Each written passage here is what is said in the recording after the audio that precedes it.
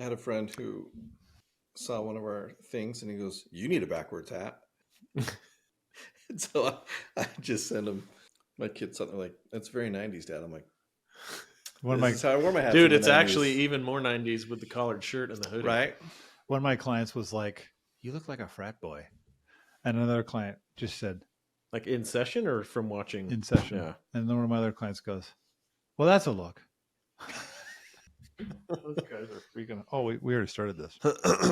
Here's my teaser. Ready? On a very special episode of the Manspace, Rob learns something from watching TV today on the Manspace.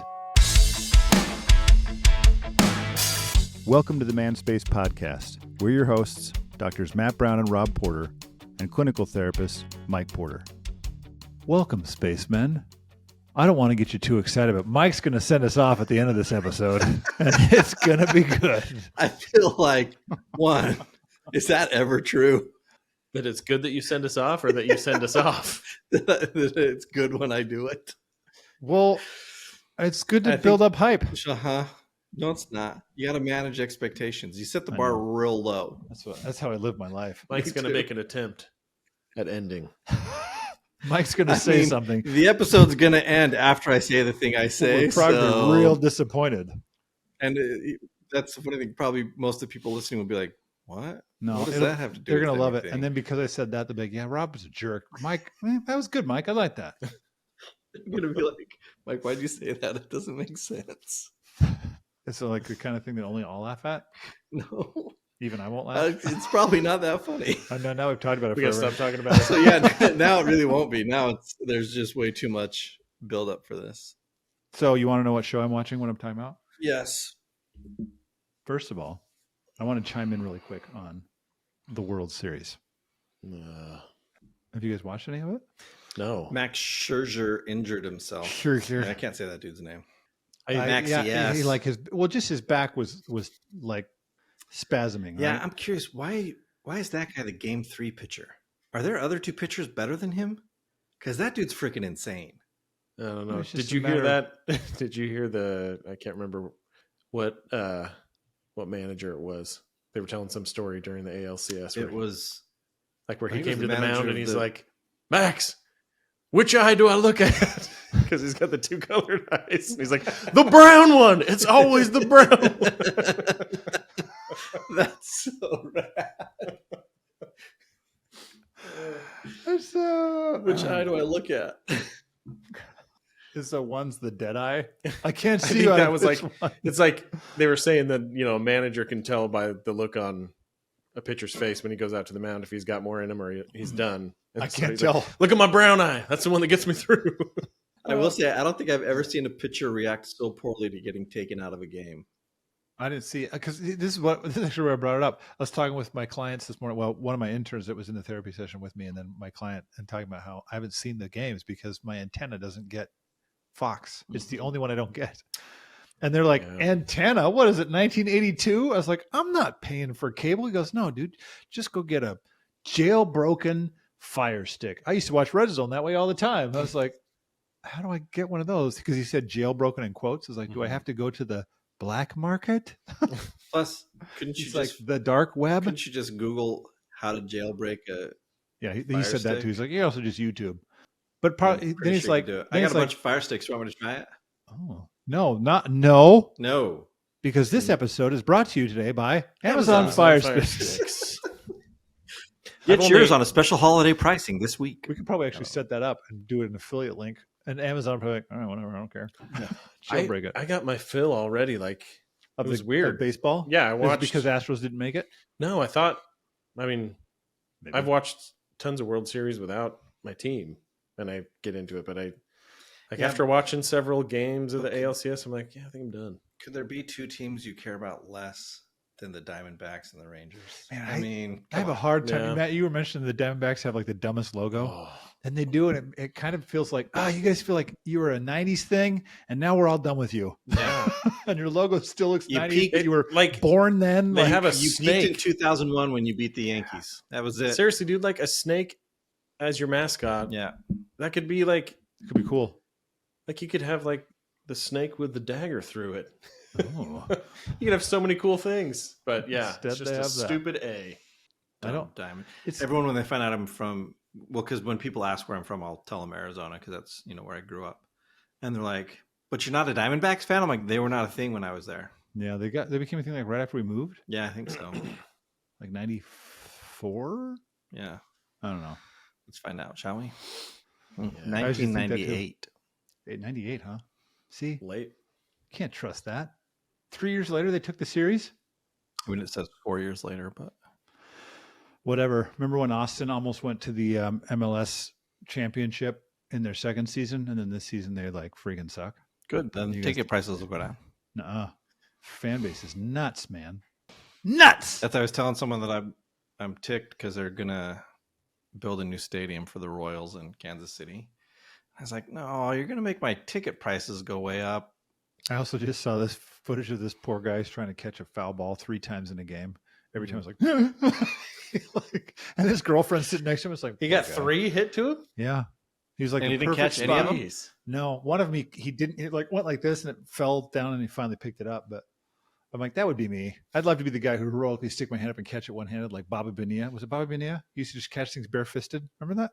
No. And then in the same motion, throw it to first. Yeah, you don't remember seeing that? Because it was a weird position for this. Would just catch it barefisted, and I was like, oh, he's the coolest player ever. It was either him or Barry Bonds, but I don't think it was Barry Bonds. No. Bondsberries. Okay.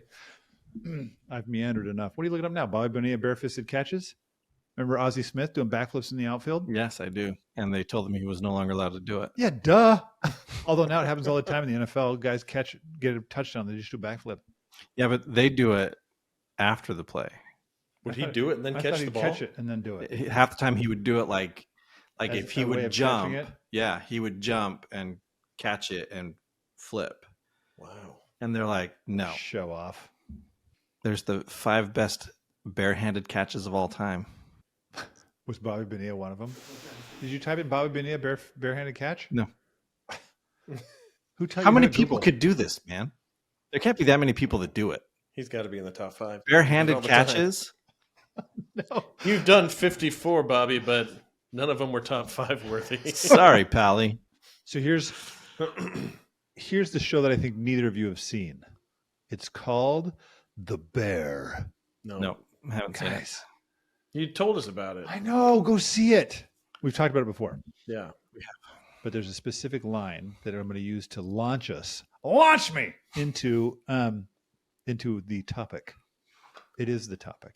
So, in season 2, episode 7, I'm guessing at that. I don't actually know if that's true. It's an episode called Forks.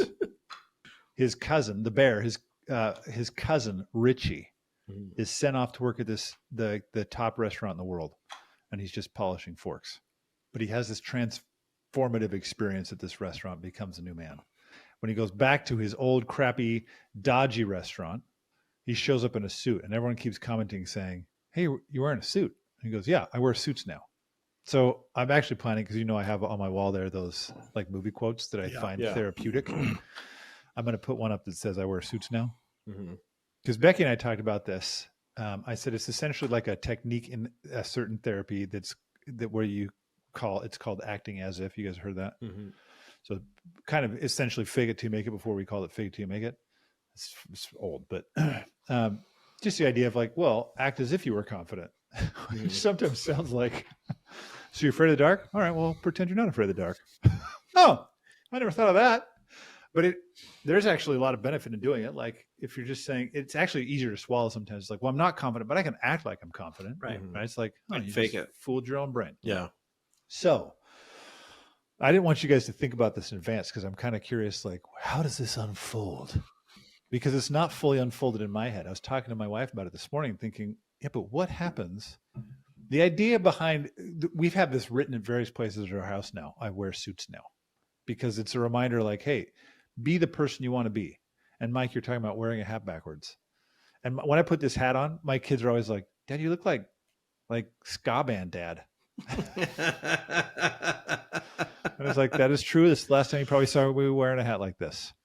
Although part of it was because I was like, I need a hat to wear because I'm bald. and I don't want to burn, and I don't want to get skin cancer, and also my head gets cold. And finally, I just embraced because I had trucker hats, but I was like, that doesn't help with the cold thing. You could wear a toque. That's true. Canadian You for fool of a beanie. toque. What's a toque? That's what Canadians call beanies. A beanie. Oh yeah. And what I have Gandalf calls, what's his name? Mary. Is it Mary? Yeah. Or Pippin? I know it's Pippin. Yeah. My favorite beanie that I have is a Yankees one. It's got a big old ball on the top. Yeah. And it's got the earmuffs and the two things. First time I put it Nice. on and saw myself in the mirror, I just laughed. Yeah. Just like I thought it was the funniest thing. And every time I would look in the mirror, I would just start laughing because like, what's wrong with Dad? And he's like, I like the Yankees. That's what's wrong with me. This says Yankees on it, guys. So the idea behind this is, hey, look, start to like become the person you want to be. Don't worry so much if somebody else thinks it's dumb. Mike, I remember you and I had a conversation a long time ago about like, well, I've always wanted to wear a sports jacket, but if I show up and so then we'd be like, what are you wearing a jacket for? Yeah. Right. So people, when they saw Richie, it's like, what's the occasion? Why do you wear suits? Like, I wear suits now. Yeah. He made no apologies, like saying, this is the kind of person I want to be. In the episode I'm talking about, he puts it on, he says, kind of feels like armor. And the guy's like, yeah, that's the idea. So it's like, for him, it's like, oh, this feels good to me. This gives me some sort of confidence. So that's one thing I guess that we could discuss, maybe even in depth, to say how often are we, like who we try to be or what we try to do is driven by how we think it will be perceived. And we can talk about that if you want. But yes, there's a second part of this, but what? Go ahead. You already have a response. Well, because I think, no, sometimes we can push through the perception until we show up. And generally, you can only take so many comments before you're like, yep. But that's I just should have done it. But in this episode, Richie gets comment after comment. He's like, no, this is what I'm doing. Yeah. Like, I think that's true unless you kind of deeply believe in what you're doing and why you're doing it. Yeah. Like, I want to be, I remember actually, because I used to church, I always just wore like a white shirt and khakis. Now you have to wear a suit, huh? And do we have to? I don't know. Everyone does. Tradition. But I just like, I actually like dressing up despite what I wear in therapy. Mm-hmm. So I started wearing 3-piece suits. And everyone's like, I freaking initially, love suits. everyone's Pocket like, watch? people ask that a lot, actually. Yeah. Do you have a pocket watch in there? No, I don't. I have gum. You should get a pocket watch though. I have Altoids, but I actually wear them all the time, and nobody says anything anymore. But initially, everyone's like, "Whoa, 3-piece suit, huh?" It's like, yeah, I like them. That was it. Like I already knew I would get comments because it was so departured from what I had done before, but it wasn't enough. Like I felt like that's cool. Eventually, people will stop, and this will just be the norm. And if I didn't wear one, people are like, "Whoa, man, where's the 3-piece suit?" So the perception is one of those things, and this is actually where maybe it's going to get gray, because one of the things Becky and I were talking about is it's one thing for me to walk into a room of people who expect me to wear shorts and flip-flops. This actually happens in therapy every time it gets cold. Everyone's like, "Whoa, pants," or like, "Dude, I've never seen you in shoes." It's like, yeah, it's cold outside. I don't want to be cold. But that's one thing, right? It's no big deal. That's not what they're there for anyway. The question is, like, when we try to become something different, and like I said, we can do both of these things. If I say I wear suits, no big deal. But what happens when I say, I'm trying to think of a good example of like, this would have a massive relational impact. For example, actually, this has happened to me multiple times in sessions where someone says like, look, I could think of 2 examples that are kind of extreme. Like, hey, that has massive ramifications for me. Or someone will say like, hey, I think I'm gay. Mm-hmm. Or someone will say like, I don't want to have sex ever again. Like, period. I never want to do it. They're saying these things to their partner. Yeah. Yeah. I mean, I'm just trying to think of some extreme examples, but the idea is kind of like, if that's their version of I wear suits now, like, this is who I am now. This is who I want to be. That's a really good, I really like the idea. I like that phrase a ton. I wear suits now. I like the idea that I can say, I can be who I want to be. But then it's like, but then there's a relational impact. So the question that Becky and I were talking about is, what do you say to a spouse or a partner where it's like their partner, their spouse came and said, look, this is what it is for me now. I don't want to work anymore. I'm quitting my job for, whatever it is, to say, this is me now. What do you do if it's like, I don't know if I can live with this? How do I live with this? what happens when someone changes in ways it's like, this isn't what I signed up for, which happens all the time. And I don't mean to say like we've grown apart, we don't have interest in the same things, but it's like, you are fundamentally different now than you were. And it was like an overnight switch. Answer. I think a lot of it depends on how they talk about it with their partner. Because if it's just like, I've sat on this and I've like already decided in my mind that you're going to fight me on it, and I can't betray whatever it is that I'm wanting to do. So I come to you just kind of like to launch it on you and then walk away.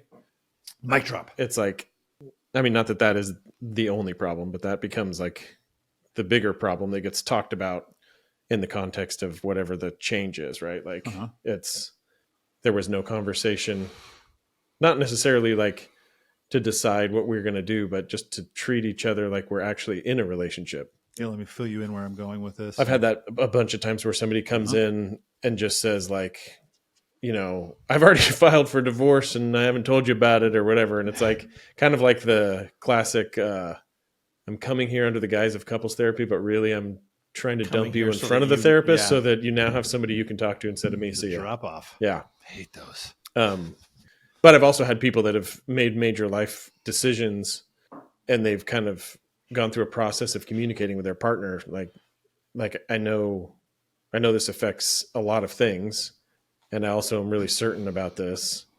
So like, let's continue to talk because I value our relationship, but I also need to do whatever it is I need to do. So I think it really, it's determined by how you talk about it, what you communicate about that big change or difference. Yeah. I was going to say, a lot of the way you described it, that's not someone who's interested in having a conversation. Well, and to me, I think that's like, I'll come back to that. I do think there's, like Matt was saying, this idea of like, no, if I value the relationship, like there's no way if you come to me and say, I've made this life altering decision, that I'm going to think you value our relationship. Right. You didn't ask for input. You didn't ask for anything. Right. Like, this is the kind of thing we've always talked about in the past, but now we're not talking about it. Like, what happened to our relationship? That's where my mind's going to go. And so I do think, like, yes, I very much believe in the idea that like a strong couple is made up of two strong individuals, like that have a strong sense of self. But I do think we have a responsibility in a relationship to consider how our decisions impact the people around us. Now, sometimes we have to do it anyway. Like sometimes, like I have thought about it and this thing I've got to do. But again, I think that becomes part of the conversation. Yeah. Hey, here's this thing I'm struggling with, and you and I need to be talking about it. Right. So I agree with that. But I correct me if I'm wrong. You guys have both had multiple times the person who comes in and says, here, I'm dropping this bomb on you. So it's because I think, in theory, you should be saying this kind of stuff all along. But like, I've worked with a lot of people, and this is actually an example that just came to my head because this has happened multiple times to me with clients where it's like, I'm like, we have a shared faith or a shared religion. I'm leaving it. And that one is usually like, I've seen, I shouldn't say usually, I've seen it often in ways that are bomb drop, partly because I knew I couldn't tell you. Or when I tried to bring this up, you'd get so upset that I couldn't say it, which is kind of like, the equivalent of my son was listening to us have this conversation. I was going upstairs. He's like, that was the weirdest conversation. You guys are talking about wearing suits? Because I kept going back, well, this is my suit, because essentially the suit is, hey, I tried to tell you, I think I want to wear suits. And every time I did that, you're like, I hate people who wear suits. Oh, suit wearers are the worst. Like they always this, and this. And so it's like, maybe I don't want to wear a suit. So sometimes I think they do try. Yeah. Yeah. And then they get basically told, you can't pull off a suit. And so then it's like, finally it feels like I can't not wear a suit anymore. This is where my son's like, what a weird conversation. So it's like, I have to wear this suit. So I think that's the part that I wonder about, like what happens when it does happen that way. If I'm the partner and my spouse comes to me and says, for example, you and I both had this shared religion, shared faith background, and I'm now telling you 20 years in, I don't believe any of it anymore. Then for me as the partner, it's like, oh, okay, now what? So maybe not so much I'm the teller. It's like I'm the recipient of the fact that Mhm. my partner now wears suits. I think the same thing, I guess, on the reverse side, right? If I'm a partner who has, anytime my partner has said anything that like is outside of the vision I have for our relationship, if I've dismissed it over and over and over again, then I'm not really interested in a relationship. Like I'm just interested in you sticking with the plan, basically. Yeah. So We had agreed to this, so you need to stick by it. yeah, I think both sides can communicate the same thing, right? Like their interest in a relationship or their interest in feeling comfortable, basically, right? Like I can't feel comfortable if I'm the person who needs to, I don't know what we're doing with the suits now, but like if I'm the person that needs to put on a different suit, I can't feel comfortable wearing that around you. So, but I have to wear it. So now I don't care as much about the relationship, in my communication, or the person that's like, every time you talk about going and buying that suit, that makes me uncomfortable. So I tell you, oh, it's dumb. Yeah. So I don't really care about you or the relationship with you. I care about you being what I want you to be, and yeah, I just think those messages probably get sent alongside each other, but then maybe it does feel like a blind side, but that's an opportunity to look back and say, where have we kind of told each other that we couldn't have this conversation along the way? And so now it's come to this big like blow up. So that, like, I know this might feel tangenty, but whatever. Interestingly, I think we see this in, Can't tangent off of suits. it's true, in family of origin stuff, right? Yes. The Foo Fighters. Sorry. So funny. And it often, like the way I've seen it play out is my older brother and sister, Which ones? Rick and Jean. Oh, she's going to call them out like that. Well, they were about to know anyway because they left the house respectively when I was 10 and 12. I don't think they can do the math on that. They wouldn't have figured it out. You don't They're think not so? very bright. Well, Rob said it, Rick and Jean, not me. That's just fact. And so there's a little bit of, They don't listen. Sorry, go ahead. to them, that's the age I am. Mm-hmm. They don't watch me develop through my teens. They don't watch me develop in my adulthood. They're not around. They just little 2-week snips here and there. Mm-hmm. And so in their head, I'm always kind of 12 or 10. And so it, to an extent, like there were times I felt like it didn't matter how confident I was in this thing. I just kept getting pushed back into this 10 or 12-year-old version of me. Mm-hmm. And I mean, it was done through a handful of different subtle things, but I think, yeah, really what it taught me was, okay, so around you guys, it's just not worth the effort. Like you're going to treat me this way and I'm done fighting it. Like I'm done trying to get you to see I'm not that kid. Yeah. I'm done trying to get you to see I'm a different person than the one you think you know. And since you don't want to let me be the person that I've become, fine. I'll probably engage with you a little bit less and avoid the deeper meaning stuff, which is where, to me, right, that's where my maturity and the growth was showing, and saying, yeah, I can play that guy for as often as I see you, but then I'm going to leave and I'm going to go back to being this guy over here. I'm going to go back to wearing my suits. You're going to be like, I'm going to go over here and let it go. Let it go. Hey, now we can, I know, now we can chime into Disney. Put That's Disney on right. the front. Put Disney thing, on the and we're front gonna all thing. sorts of little kids listen Nailed to this it. episode. And so like, I think there's an aspect of that in it, but again, like some of it, I think, right. But at what point did I ever sit down and talk to my older brothers and sisters and say, hey, I'm not that guy anymore, right? You did with me. Yeah, I did. It was like a weird lecture. It was not. Mike's like, Rob, you but I think some of it comes down to, I don't know, when you bomb drop like that, I think you're basically saying, look, I recognize that this might be a game changer, but I can't not wear the suit anymore. Mm-hmm. So I got to wear the suit, and I understand that it's probably going to change our relationship. And now you need to go figure out where you are with it. Which, if I'm the receiver, then again, I think it's my responsibility to say, okay, well, let's talk about what we think this is going to look like. Right. In reference to the religion thing, I think, okay, so let's talk about what does it look like, me being in and you being out. How do we make that work? What are areas we can see that we already know it's going to cause problems, right? Like for me, if Jenner tomorrow came and said, I'm out of church, I would be like, okay, well, you're not drinking in the house ever. Like, I don't like being around people that are drinking. It's not fun for me. It never, like, as soon as their eyes get glassy, I'm like, I'm out. So, but here's what's like, just the way you stated that, I feel like, well, it's her house too. Right.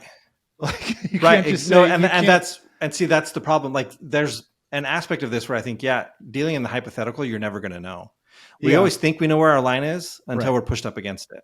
Right. And then we find, oh, okay, I mean, maybe I'm okay with some alcohol in the house, right? Maybe I'm okay if you're drinking it. a little poop in my brownie. Right.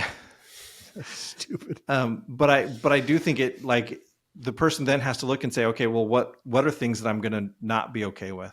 What are things like, you know, obviously for me, the drinking would be a big thing. If Jenner decided she's out, I'd think, okay, well, like, I really don't like being around people who drink. Like, I never have. I've never found it. Like, people are like, oh my gosh, it's so funny. No, it's not funny to me. I'm watching my friends act like complete morons. It's not funny. It's just sad. So Every day. What I don't now? even drink.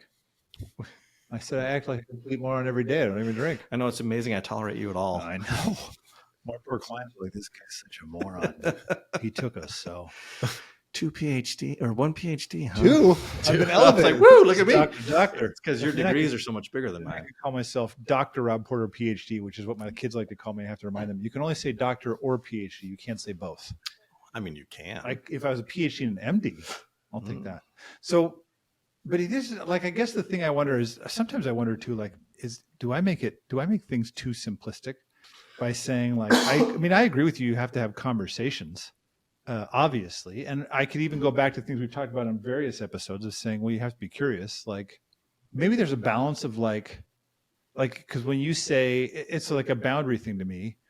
Like, if you say, I don't like the drinking thing, it's like, okay, well, that's the you problem. You know, like, then don't be around her when she drinks.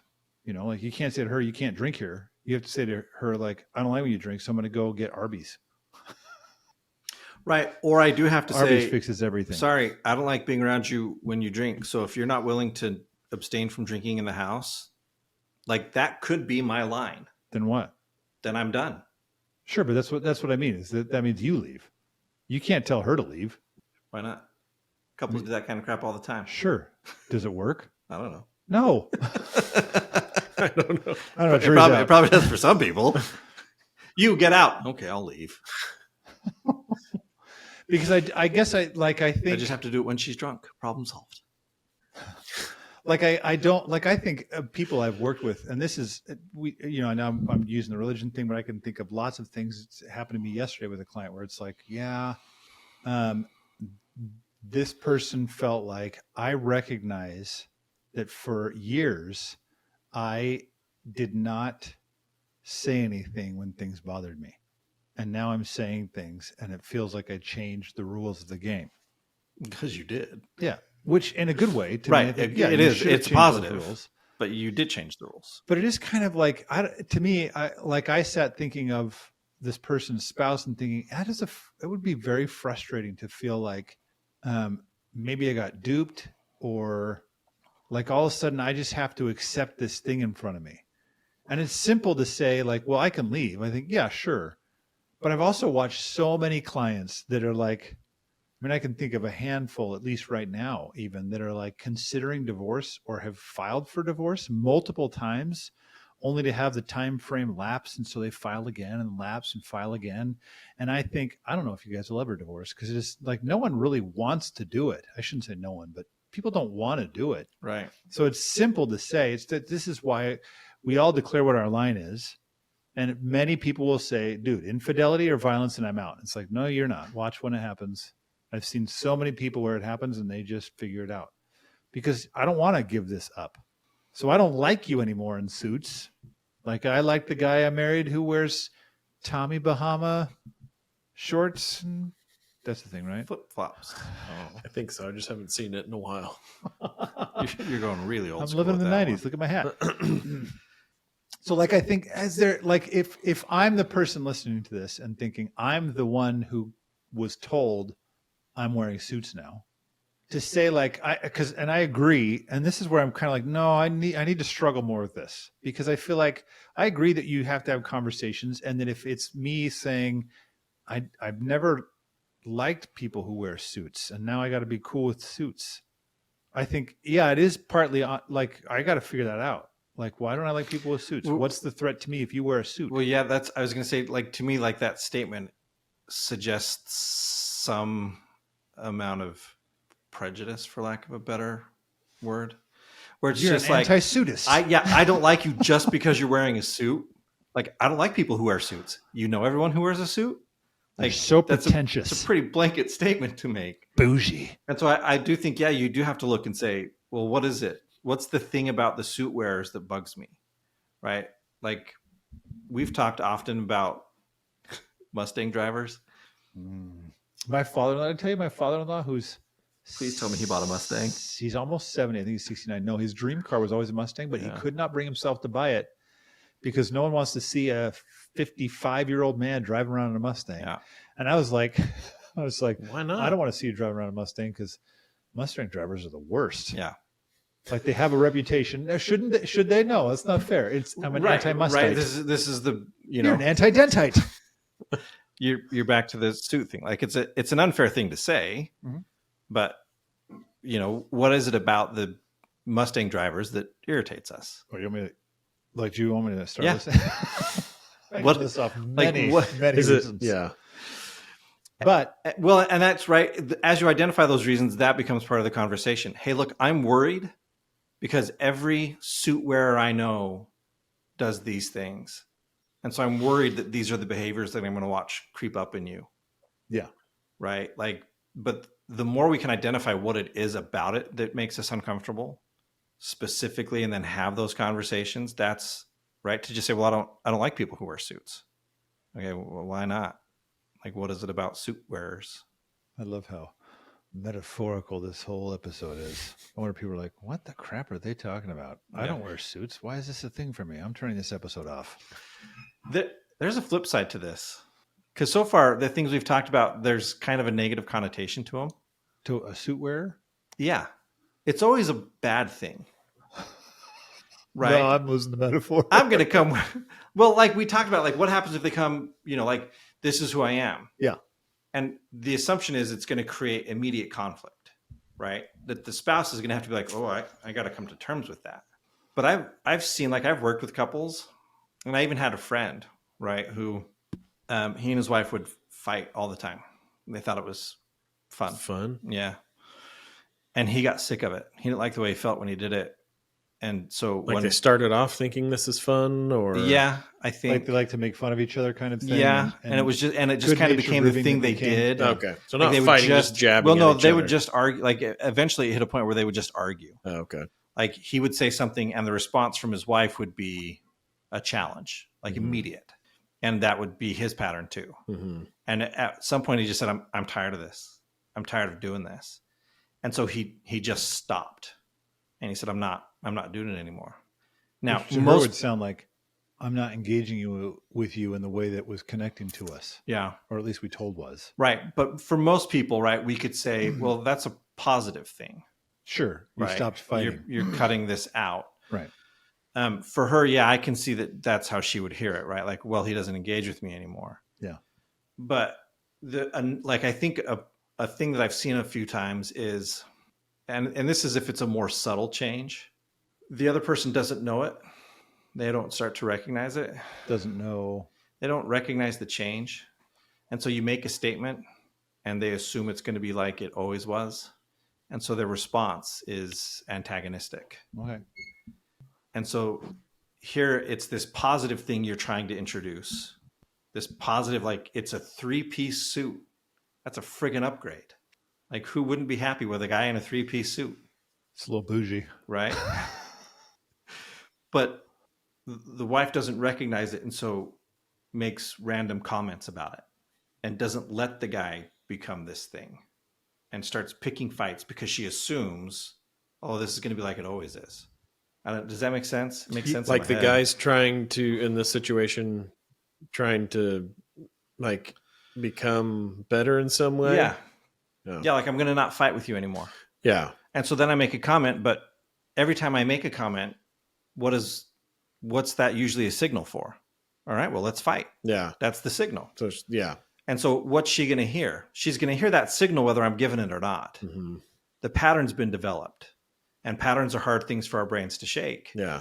And so I'm going to make the comment. She's going to hear, okay, it's fight time. Let's go. Yeah.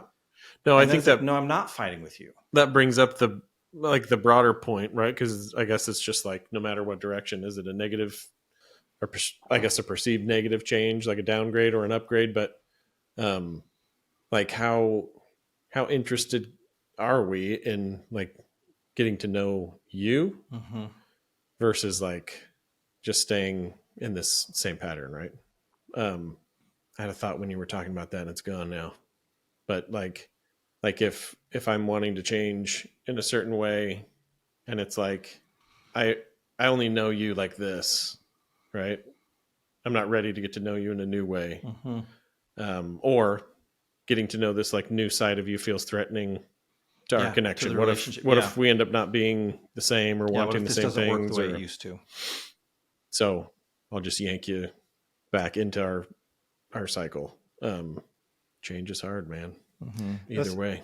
Yeah, I do think like I think there's a two-sided thing to this. Like there are plenty of people, if we took that religion thing again, where it's like one person feels threatened because if I say, for example, I don't believe there's a God anymore, and my spouse feels like, well, then you're going to hell, like, so now it's like, uh-oh, so there's the threat.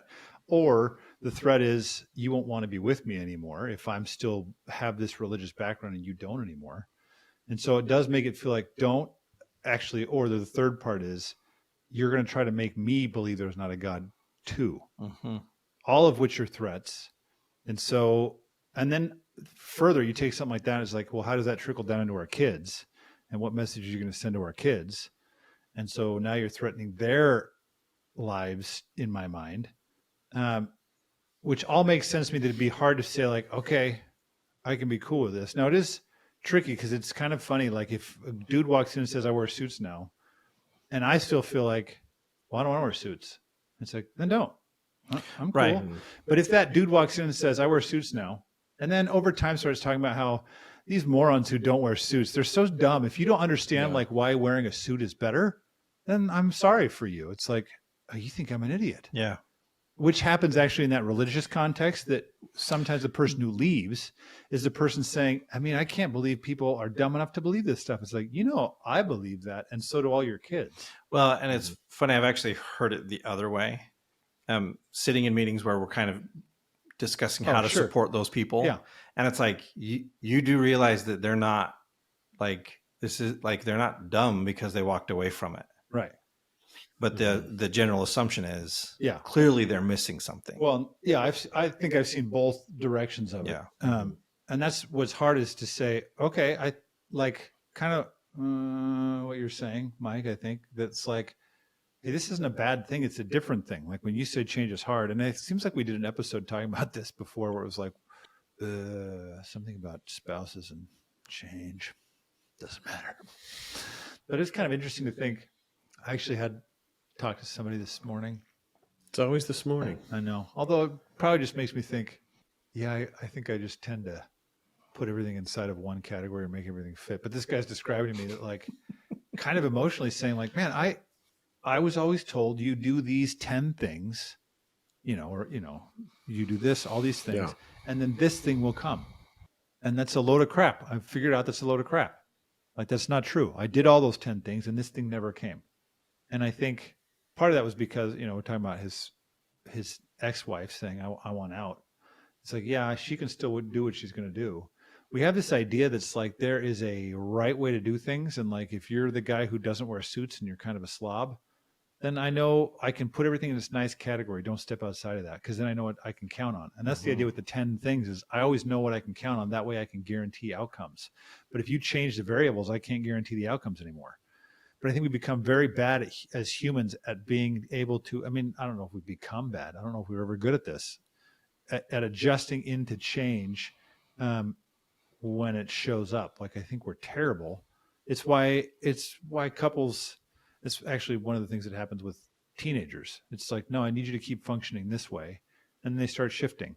And parents are like, what do you do? You can't change the rules. And so I'm going to keep treating you like you're 10 because I'm the one in charge. And so, because I don't know how to adapt, I don't know what's coming if I don't have this formula. So if you come in now saying you're wearing suits, I seriously wonder. Like, are people like, oh my gosh, shut up about the suits? Probably. I know. They're really missing the broader metaphor.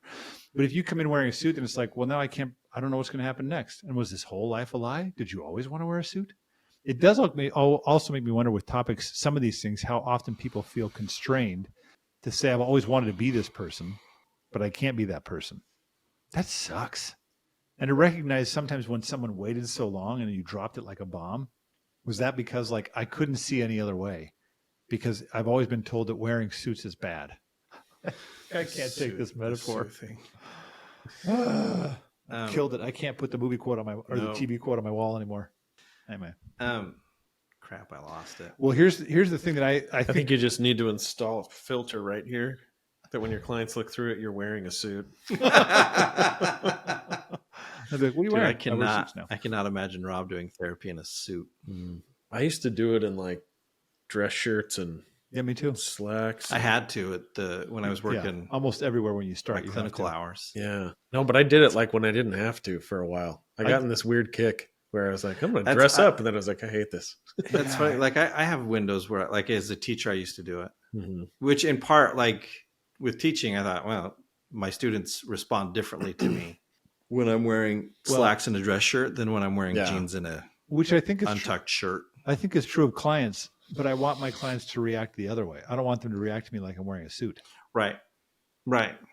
So actually, for a long time, I was the opposite. And we've talked about this on episodes before. Where people are like, is that what you wear to therapy, Rob? I'm like, yes, I wear shorts now. Like, because it feels like, no, this feels more natural to me. This is the key change of the episode, listeners. This is when our metaphor shifted to shorts. I wear shorts. I'm a shorts wearer. And a backwards hat. I wear suits. I wear shorts. That should be our ending. That's what I'm telling you about my client who's like, when I wear my hat backwards, he's like, well, that's a look. Mm-hmm. It's like, I like to tell people it's my inner Fred Durst. Don't be Fred Durst. That's all I can think of when I see backwards hats now is like Fred Durst. That guy. Bizkit. So cool, man. So I think in the end, I will say I have a lot of respect and empathy for somebody who felt like I had to hold this for a long time and I've wanted to wear suits and now I'm going to do it. Like it does take guts to do it. Even literally talking about suits, like, like when you said wearing a sports jacket, but how would your other teachers react to you? Mm-hmm. It's like, yeah, it's hard. You don't want to deal with the crap all the time about it. But I also have a lot of like compassion for the person where it's like, I don't know what to do with this. Like, not that you're wearing a suit, but like, man, you're telling me you don't even believe the things that we have said we both believe for 25 years. And now you're saying, not only do you not believe it, you hate it. Like, but I still believe it. I don't like, that's a scary place to be. So I do think in my mind, if, what's the answer? I think you do have to, if we go back to like when you're saying you can wear the suits until the person, in theory, and then you get up and you can only hear so many times that, like, you'd have to know in your guts in this context too, being the not suit wearer, being the one who's hearing the information of saying, okay, I know what I believe though. Because you believe this now doesn't mean I have to not, or doesn't mean mine's in the threat. I know what I believe and why I believe it. And if I don't, I need to figure that out. I need to shore that up. But I do think there has to be an openness to say, like what you guys were saying in the beginning, like, well, how do we navigate this? Yeah. And saying there are some things that make me uncomfortable in either direction. And allowing that person space to say, I'm going to go for a drive because this makes me feel really uncomfortable, and then come back and let's talk some more about this. Right. Or not just saying, I don't like talking about this, so that's it. But I think that part matters. And I get in my head, I guess it's the only kind of way through, or the take home is like, you have to figure out, I don't want to have every episode ending with us saying, have a conversation with your spouse. But it's usually what it is. It's like, how's he supposed to do this? There's like, when people ask me, how do I say this so they don't get upset? I'm like, you don't. You go say what you're going to say. Yeah, and then some things are going to hurt. Yeah. Like if you be honest about your feelings, like, this scares me, but you don't say you're a jerk now because you wear suits and everyone wears suits are bougie. Yeah, but I do think that is important to still I agree. say the conversation part, like maybe on an ongoing basis, because, well, yes, on an ongoing basis. Because, I mean, to expect that you're going to be the same person 25 years into a relationship, you know, and also to expect that your partner knows exactly how you've changed is probably pretty dumb. So, like, just a simple, regular, like, question, like, do you feel like you can be yourself, or are there parts of your experience or dreams or whatever that I don't know about, and you feel like if you told me I'd slap it down? Or like, just constantly, it's almost like you're just constantly making room in your relationship for like expanding individuals. Yeah, the other person can be somebody different. Yeah. You don't have to be the same person all the time. But you're like communicating that proactively instead of like expecting that you'll have a good reaction when someone says, hey, I'm different in this way now. Because that most people don't, because we're just like, when anything comes at us that's novel and sounds like it could be negative, we freak out. Well, I think a lot of it comes back to, right, like this idea of why parents struggle when their teens start to shift behaviors and stuff. Yeah. And I think the same thing in the couple, where when there's not conversation happening about it, we use the patterns that get established to kind of say, okay, here's the trajectory of my kid's life or of my relationship with my spouse. And when they come in and say, yeah, this is different, or when they start exhibiting behavior that says this is different, we no longer have a path. Mm-hmm. That's it. Like, we're now just standing there being like, whew, I don't know where this ends. And that's a really uncomfortable feeling, to sit there and just be like, I have no idea where this ends for you.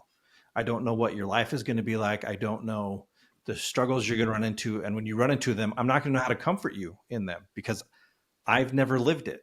So you're getting into something that I have no experience with. And it terrifies me to sit here and think, I don't know what I'm going to do the first time you come home drunk, or the first time one of our kids, because they've watched you, says, Mom, I'm out. Well, great. Like, again, now it's 2 lives that have been upended, and I don't know what I'm going to do about it. And that's like coming back to this idea of being confident in yourself. I had a kid one day where he was debating whether or not he wanted to quit band at his school. And I said, well, how confident are you in your decision? And he goes, I don't know. Why? What does it even matter? And I said, because, dude, I said, your confidence is all you have when people start pushing against your decision. And people are going to push against, like, the kid's extremely talented. And I thought, no, your band leaders are going to push against it. Like, people are going to push back on your decision. And if you're not confident, best French hornist I've ever heard. The horniest. Don't squander that horniness. But it was one of those where it's like, yeah, if you're not confident in what you're doing, then when people push against you, and they're going to push against you, you're going to buckle because you just don't know how to interact with it. Mike's momentous send-off is coming. I know. First, I want to tell you this funny story that's unrelated, except it makes me think about, don't squander that talent. This is totally pointless. You guys can turn the episode off now, except don't, because you still have to hear Mike's amazing send-off. Nope.